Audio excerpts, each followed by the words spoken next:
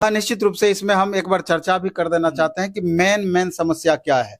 अगर शिक्षा विभाग या बीपीएससी आयोग की हम बात करें तो सबसे पहले तो जैसे टीआरई 1 में बहुत दबाव के बाद आपने सप्लीमेंट्री रिजल्ट कुछ एक दिया, लेकिन टीआरई 2 में एकदम आप रोक दिए। टीआरई 3 में तो आप नोटिस ही निकाल दिए। तो ये कहीं से भी जायज नहीं है। 1 कैंडिडेट 1 रिजल्ट, ये प्रोसेस तो होना ही चाहिए।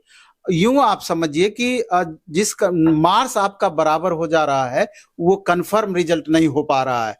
अब एक ही बच्चे 4 जगह रिजल्ट दिए, जो 3 सीट वैकेंट हो रहा है, आखिर वो अगले वैकेंसी में आप ऐड कर दे रहे हैं कि जबकि वास्तविकता यही है कि वास्तविक रूप से उस एग्जाम में जो अभ्यर्थी शामिल हुए हैं उसका 100% लाभ उसको मिलना चाहिए था। इसके अलावे भी आप देखेंगे कि और प्रोसेस की बात हम करें तो जैसे आप वेरिफिकेशन का ही प्रोसेस का उदाहरण ले लीजिए। आप कहते हैं कि डॉक्यूमेंट्स को अपलोड कर देना है, फिर उसको कहते हैं कि डॉक्यूमेंट्स को डाउनलोड कर देना है, उसके आधार पर आप वेरीफाई कर लेते हैं और बताते हैं कि बाद में फिर से बच्चों को वेरिफिकेशन करके जो फर्जी बच्चे रहेंगे पाए जाएंगे उसको निकाला जाएगा।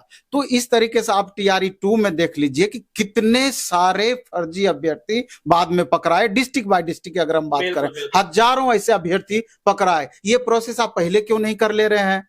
सारा डॉक्यूमेंट, जैसे कि अन्य सारे एग्जाम में तो ऐसा ही होता है, डॉक्यूमेंट्स वेरिफिकेशन पूरी तरीके से लीगल वे में पहले ही हो जाता है, उसके बाद ज्वाइनिंग होता है।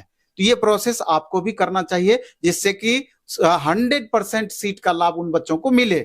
इसके अलावा भी आपको वेटिंग रिजल्ट, अधिक बच्चों का आप वेरिफिकेशन करवा लीजिए, एक्स्ट्रा 10% 20% एक्स्ट्रा बच्चों का आप पहले से वेरिफिकेशन करवाइए। बाद में जाकर के अगर कुछ बच्चे खाली होते हैं, छोड़ते हैं या किन्हीं कारणों से सीट वैकेंट होता है तो उस बच्चे को लाभ उसका मिलेगा, उन छात्रों को उसका लाभ मिलेगा।